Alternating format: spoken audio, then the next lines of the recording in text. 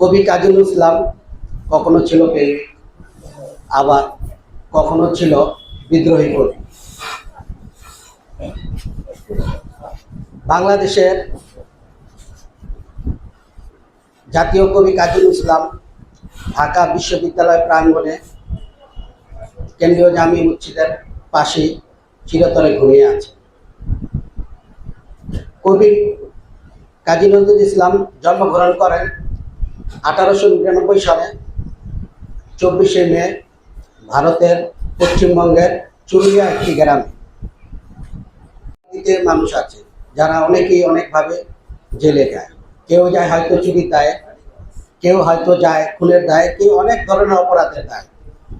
কিন্তু আমাদের জাতীয় কবি কাজী নজরুল ইসলাম জেলে যেতে হয়েছিল একটি কবিতা লেখার দায়ে, যেটা ছিল পৃথিবীর একটি বিরল ঘটনা।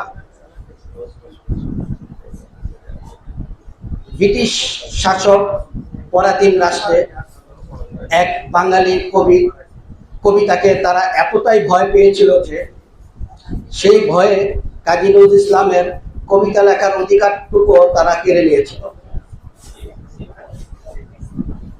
যা দেশ স্বাধীন হওয়ার আগ পর্যন্ত নিষিদ্ধ ছিল সে একটি কবিতা। সেই কবিতাটা হয়তো নাম আনন্দময় আগমন। আমরা আমাদের জন্য জাতীয় কবি কাজী নজরুল ইসলাম অনেক বই কবিতা লিখে গেছেন। প্রতিটি কবিতার মধ্যেই মানুষের কথা লেখা আছে।